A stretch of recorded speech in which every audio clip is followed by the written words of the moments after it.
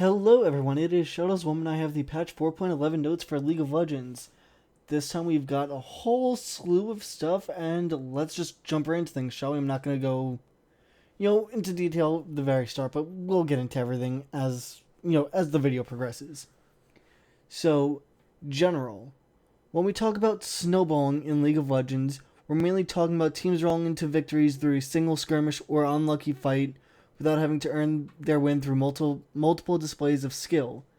Like we've mentioned in our design values dev blog about mastery, we want to ensure that there are systems in place that reward the consistency, or that reward the constantly skilled team who can continually make intelligent choices even when they're behind to win the game. Along that line of thought, back at the start of the 2014 season, we made some anti-snowballing changes to First Blood mechanic so that it would still give rewards, but not so much as to derail a game through one unsuccessful jungle invade. We still want to make sure League has exciting potential even after First Blood, but we felt we could spice up the incentives for successful early aggression. As for the turret and experience range changes, we wanted to make sure that turrets remain a safe-ish place to be in the early levels, and that players in lost lanes, like 2v1 lanes or completely blown out matchups, can still function later in the game.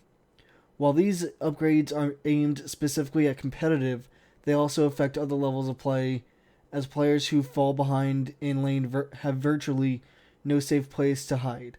Finally, if the enemy team has a dive-heavy jungler, i.e. Pantheon, Elise, Lee Sin, etc., weak turrets can skew damage or champion diversity such that players can only choose champions who don't rely on turrets for protection. This is particularly true for solo lanes like top and mid. So, bounty rewards. Early kill limit. Early kill limit now rewards 75% of normal value, scaling up to 100% at 4 minutes. First blood bonus. First blood bonuses are unaffected by early kill reward limitations, so first blood in the first 2 minutes of the game will now give an extra 325 gold. Kill streak bonus. Personal bounty increases by 16.5% per kill, down from 20%. And kill streak bonus cap. Players will now cap at 500 gold after 5 kills instead of 4. So 100 gold per kill, the math evens out. I like those changes, not too dramatic, but still pretty good. Turrets. Penetrating bullets. Turrets now gain 37.5% of damage on hit, up from 25. Warming up. Turrets now finish quote-unquote warming up after 2 hits, down from 3, with a maximum of 75% bonus damage remaining unchanged. And turret APM. Turret selection. Turrets select targets slightly faster. Experience range. Lane minions now grant experience at 1400 range, up from 1250. So now if you're being bullied and you can't really stay where you need to be or where you used to be able to be, now you can stand even just that much further back, be safe, and still get the experience. Champion changes. While we're happy with how Braum does in equal matchups, he can still completely shut down a lane when he picks up a small advantage. These changes are to give a little more breathing room against his muscular shield man. Yeah, against this muscular shield man. Wow. Yeah. Been a long day for me, guys. Sorry. As for clarification, the reduction of the buff time to activate concussive blows means Braum or his teammates now have less time to proc the stun. It does not mean the stun lasts longer or that Braum can stun people more often, and that would kind of be terrifying, wouldn't it? Alright, so concussive blows damage went from 70 plus 10 per level to 50 plus 12 per level. And debuff time to proc stun is now 4 seconds, down from 5. And his W, stand behind me. Come on, Braum. Fix a bug when Braum tried to jump over a wall to a teammate with an enemy nearby. He would try to protect his teammate by facing the enemy, but he would then smack his butt into the wall and actually jump over to safety. Braum now jumps over more intelligently. Good job, right? Good job. Heimerdinger. General new clarity. Add a new turret focus target particle for Heimerdinger when he marks an opponent for turret death. And new clarity. Added new turret aggro and turret focus aggro particles for the player being shot by Heimerdinger's turrets. So just a little more, visual effects for players if they're being targeted by Heimerdinger's turrets, plus more of an indication for Heimerdinger as well. Jax. Even though Jax is intended to be a champion that scales well into the late game, he's currently so well-rounded that scaling well ultimately turns into him being an offensive brick wall with very few defensive weaknesses. So they're scaling him back, it looks like, a little bit. So his base health went from 561 to 535. His health per level is going from 98 to 85. And his armor per level, instead of it being 3.5 armor per level, it's now just a flat 3.0. That 0.5 does make a big difference, and players will notice it eventually, just not, immediately. Good changes to Jax, though. Like those changes. Karthus, Requiem, fixed a bug where Requiem's team ult HUD indicator, the green dot on the left, would display as available even when it wasn't. Thank you! Meaning, if you guys had a Karthus on your team and, it showed, on your HUD that his ultimate was available with that little green dot, but it actually wasn't for him, then yeah, they fixed that bug finally. Thank you. Kale. Or Kaylee, again, however you want to pronounce it. Kale gets less attack speed per level, and her E scales with less ability power. Interventions cooldown has been increased. Okay, so yeah, Kale has tons of strengths, good damage, safe landing, high utility, great wave clear, fancy wings, and not too many weaknesses. Initially, we wanted only to hit Kale's high offensive power, so we could continue to emphasize her utility, but we saw it just wasn't enough to reduce her favor in a meaningful way. All these changes combined should help in clipping some of Kale's high power across the board. So her attack speed went from her attack speed per level went from 2.5 to 2.2. Her E Righteous Fury AP ratio went from 0.4 to 0.2, so that was cut in half. And interventions, her ultimate cooldown went from 90, 75, 60 to 110, 95, 80. So yeah, 20 seconds longer for Kale's ult. It was short to begin with, so this makes it more, this makes it so that way Kale can't just continuously ult with CDR and, her teammates won't die. Like these changes as well. Lucian, we have no changes for Lucian in this patch, but we wanted to highlight that he's currently high on our list. So yeah, this is just kind of an update letting you guys know they're aiming to hit Lucian soon with a nerf. But hey, at least they're letting you guys know that a nerf is coming for him. Maokai. These changes are to give Maokai more of a core identity as a defensive appealing support tank who can disrupt baddies that jump on his squishy friends. Some of you might be asking, why so much change on the tree? Old Maokai might not be the strongest jungler on the scene, but he's very capable of shutting down entire lanes in the early to mid game while not contributing much to later team fights. These updates let us balance around the new Maokai kit without bringing back the Maokai pain train of Season 2, such non-stop reliable tower dives. Wow. Yeah. Yeah, that was kind of a BS move that happened during Season 2. I don't know how many of you were playing, but it sucked. So his Q Arcane Smash, slow duration went from 2 seconds to 1.5, and mana cost has been reduced from 55 to 45. His W Twisted Advance, Maokai no longer has a cast time for it, but the travel time remains the same. The damage went from 80, 115, 150, 185, 220, plus 0.8 AP, to 9, 10.5, 12, 13.5, 15%, plus 0.04 ability power of the target's maximum health. And now costs 75 at all ranks. Cooldown went from 13 seconds at all ranks to 13, 12, 11, 10, 9 respectively. And the range of the cast has been decreased from 650 to 525. So, yeah. That's a big hit to Twisted Advance. It's a change, I think, for the better because, maximum health is always going to go up. Whereas the damage, the base damage from the old one, the old Twisted Advance, it can only go so far.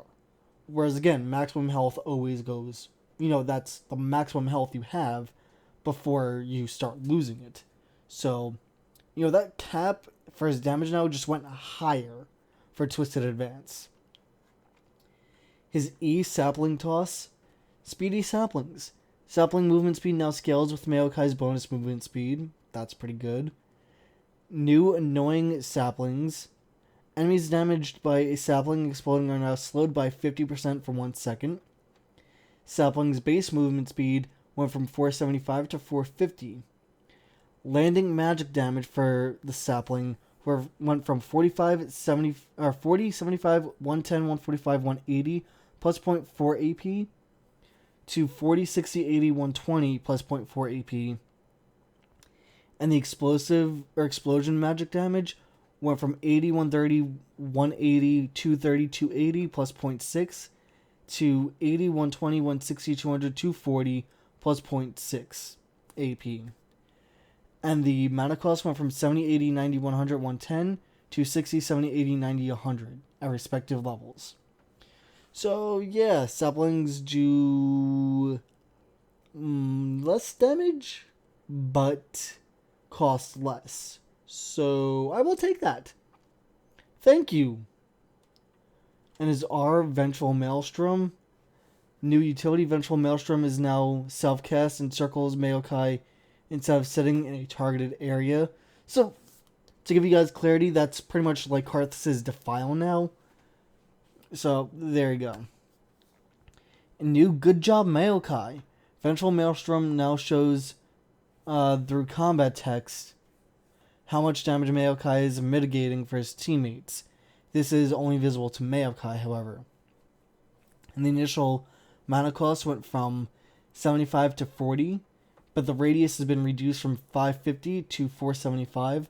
Again, if he's going to be in the thick of things and soaking up damage and whatnot, that's not a big deal. It's pretty much a Defile now. It's Karthus' Defile on Maokai. Think of it like that. Except it doesn't do damage. Well, it does damage when it explodes. That was a lot for Maokai. I like these changes for him. He needed some changes. Nautilus. His passive Staggering Blow. Clarity, there is now an indicator showing how long until you can use Staggering Blow on the same target. And utility, Nautilus can now trigger this effect on the same target every 9 seconds. Oh no, it used to be 9 seconds at all ranks. Now it's 9, 8, 7, 6 at levels 1, 6, 11, and 16 respectively. So level 1 through 5, it's 9 seconds. Levels 6 through 10, it's 8 seconds. 11 through 15, it's 7 seconds. and 16 and above, it's 6 seconds. So not that bad. At least it's a small nerf to him. Or not nerf, I guess it's actually a small buff to him. And Nidalee. We still have a lot more to go, guys, so sit back, relax. Lots of stuff here. Following Nidalee's gameplay update, we undershot her overall power levels, so we're giving her some small buffs and game flow improvements as we continue to watch players pick up her new playstyle. These might look like a lot of changes, but they're really focused on helping Nidalee succeed at her cat games. One big goal here is to help Nidalee trigger her hunting mechanic more reliably while not always getting her killed when she jumps into the fight. So her base health went from 370 to 390. Her base armor went from 15 to 17. Her passive prowl, Nidalee now receives 10% movement speed in all directions while hunting, which means 30% movement speed toward hunted targets. And kitty speed limits. At any one time, Nidalee can never receive more than a total of 30% movement speed from the hunt and brush movement speed bonus is. Okay. That just means that she's pretty much almost like Vayne now. With that passive. Javelin toss, her Q, the javelin width went from 30 to 40, so it's a little wider now. Her W, bushwhack, cooldown went from 17, 15, 13, 11, 9 to 13, 12, 11, 10, 9. The damage went from 12, 14, 16, 18, 20% of target's current health to 10, 12, 14, 16, 18% of target's current health. So a small nerf, not a big one, however. And fixed a bug where bushwhack could reveal enemy wards when an enemy unit affected by bushwhack walked over them. Okay, nice little bug fix on that one too. Her W, pounce, when she's in cougar kitty form, whatever you want to call it. Hunt pounce damage, or hunted pounce damage, or pounce range, went from 700 to 750. And hunted pounce jump location, pouncing on a hunted target now puts Nidalee 75 units in the direction of the target is facing. The direction the target is facing. Instead of 150. Okay, so a little nerf to her. Not a big deal. Her E, primal surge, that's the heal aspect, went from, mana cost wise at least, 60, 80, 100, 120, 140 to 60, 75, 90, 105, 120. So mana nerf on that. That's good. And her R aspect of the cougar, new quick draw kitty, triggering the hunt resets aspect of the cougar's cooldown if Nidalee is in human form. Okay, good changes. Rengar, his E, they fixed a bug where it wouldn't slow with empowered bullet strike. Now it correctly slows on top of the root, so good change, good bug fix. Skarner, his Q crystal slash went from doing 20, 32, 44, 56, 68 physical damage to 18, 28, 34, 38, 48, 58. So small nerf on that, not a huge deal though. Bonus magic damage went from 20, 32, 44, 56, 68 to 18, 28, 38, 48, and 58 respectively. So again, small nerf, not a big deal. And movement speed bonus went from 3, 4, 5, 6, 7% per stack of crystal energy to 2, 3, 4, 5, 6 per stack of crystal energy. And his R, impale, fixed a bug where Skarner could occasionally throw out basic attacks while impaling a target. So, yeah. Nice nerf to Skarner. Not a huge nerf, but still kind of good. It's not, oh my god, game breaking. It's just a little nerf. Little nerf. Baby nerf. That's what it is. It's a baby nerf. Vladimir. We think the world is ready for Vlad, or for a Vlad who can use Flash after he's entered his Sanguine Pool, or Ghost, or Heal, Or Sonya's Hourglass! That's how they worded it. Sorry. Sanguine Pool. New, Vladimir can now cast summoner spells and use items while in his troll pool. So, yeah, I don't know why you would ever want a Zanya's while you're in your troll pool, but you can. Again, I've got no clue. I guess maybe if you build an item, let's see, what else would have an active use on it that would be good for Vladimir? I'm trying to think here. Maybe you get a Deathfire Grasp. There you go. That's a good use of it. So yeah, there you go, guys. You can now go ahead and cast summoner spells and items while in Troll Pool. Yasuo. Sweeping Blade bonus damage cap went from 100 at 4 stacks to 50% at 2 stacks. So, small nerf to Yasuo, not a big deal. Zac. Like Nautilus, we're making the Ancient Golem and Quill Coat changes for tanky support junglers. We knew there were a few who needed some extra help to succeed in the modern game. For Zac, it was a simple matter of bouncing up his early clear speed while also giving his sustained damage an elastic stretch in the right direction. Ha! I see that pun. Very good pun, Riot. So W, Unstable Matter. Picking up a chunklet reduces the cooldown of Unstable Matter by 1%. Or by, 1%, 1 second. And Unstable Matter. Whenever Zac hits a jungle monster with Unstable Matter, he can walk through the monster to pick up the chunklet. And cooldown went from 4 seconds to 5, so yeah, it's alright. Not a big deal. And last but not least, Ziggs. Sorry guys. Had a lot to drink. Ziggs, they nerfed his movement speed from 330 to 325, and Bouncing Bomb explosion target direction radius went from 180 to 150, so he got slowed a little bit, and the bomb no longer has it has a smaller radius when it explodes. Okay, not a big deal. Yeah. A little nerf for a couple of these champions.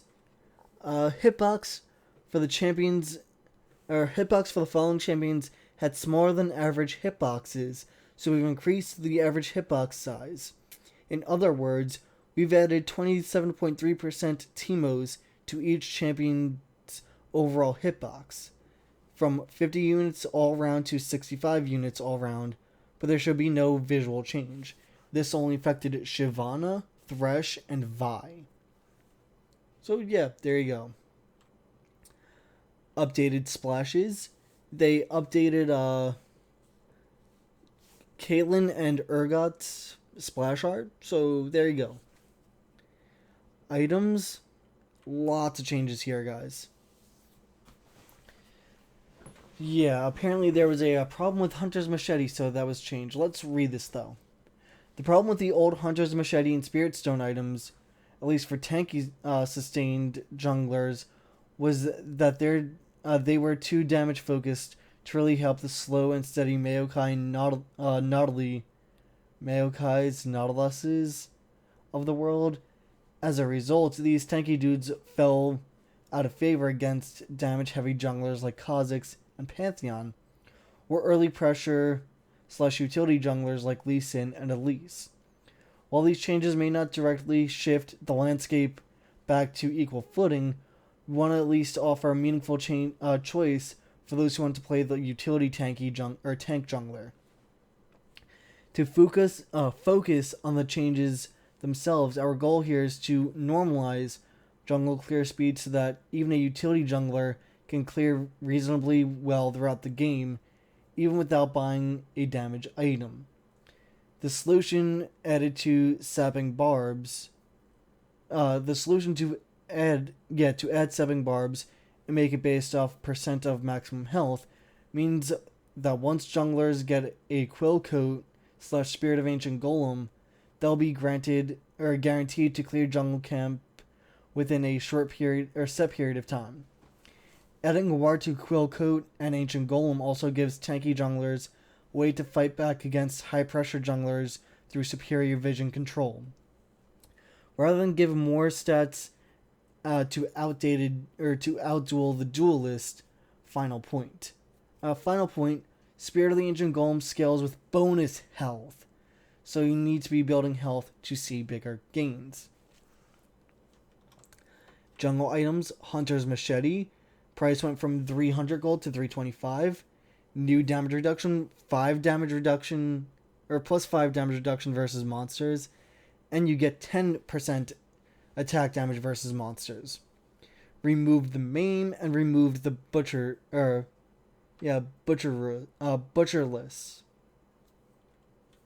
So yeah, they removed butcher and removed maim. Maim rather. New item Quill Coat. It's a Hunter's Machete plus cloth armor plus 700 or 75 gold for a total cost of 700 gold. Armor it gives you is 20. Passive Sapping Barbs. Attacking monsters lose 5% of their maximum health over 3 seconds up to a cap of 150, where it gains 40 health per 5 and 30 mana per 5 when in combat with monsters, meaning your Wraith, your Jungle, etc.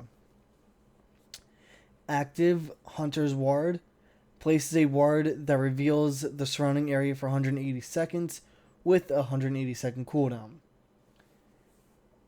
A Spirit of the Ancient Golem requires Quill Coat, Kindle Gem, and 450 gold. Total combined cost is 2,000, remaining unchanged.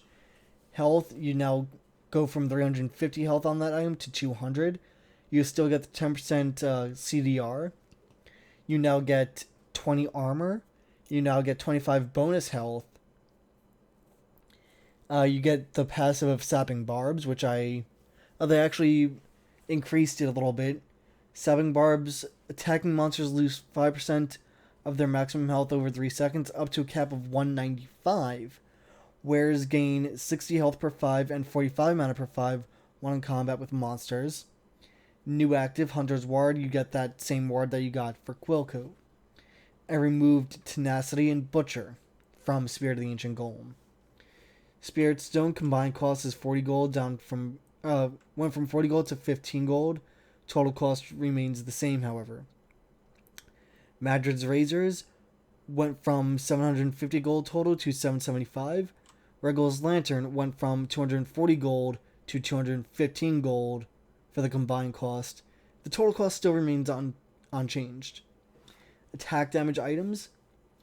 We realized that Essence Raver possibly needs more tweaks before it'll be in optimized state. We want to keep it in the spotlight to show that we're committed to supporting the builds for marksmen, or supporting this build for marksmen like Ezreal, Corki, and Sivir that should like it. Essence Reaver attack damage went from 50 to 60. Ranked Duo Queue. We're introducing a new restriction for ranked Duo Queue, so players can only Duo Queue with teammates ranked with one full tier above or below them. We found that the vast majority of duos were already between players within thresholds, and this change will allow us to curb some of those potential abuse cases we see under the current matchmaking system. In the case of unseeded players, the new system will allow us for duo queuing with gold, silver, and bronze players, while their skill level is still being assessed. After they've been placed, the usual restrictions will apply. So, players may only queue for ranked duo games with players ranked one full tier above or below them. For example, a silver 3 player may queue with players ranked anywhere from bronze 5 to gold 1. Unseeded players who were ranked in solo queue during the previous season will use that rank to determine duo eligibility. And unseeded players who have never been ranked in solo queue are able to duo queue with gold, silver, or bronze players. Okay, I like that change. Bots. There are bot updates in patch 4.6. Oh, I'm just going to skip all that. Bots in beginner level co-op versus AI matches will always play from purple side. Public chat rooms have been disabled since pretty much no one was using them. And bug fixes. Multiple muting players in game no longer unfriends them or puts them on your blocked list. As a result, accidental mutes no longer resets mystery giftings 2-week restriction on sending mystery gifts to friends, to new friends. And the ignore tool has been relabeled as blocked to clarify their functionality. Or I'm sorry, ignore tools. I didn't know there was more than one. And last but not least, we have 2 skins coming up. Here's the first. This is Hazmat Heimerdinger. Pretty snazzy looking. And we have Soul Stealer Vladimir, or Soul Eater Vladimir.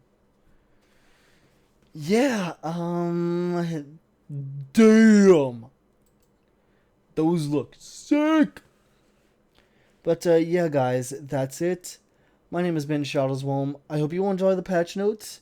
If you like some of the changes, let me know. If you don't like them, let me know in the comment section down below. Don't forget to like, favorite, and subscribe. And follow the channel on Twitter to find out when a video comes up. Because, yeah, it's going to be far and few between due to school and whatnot. But that's a topic for another time. Again, my name has been Shadowswolm. And I will talk to you all next time.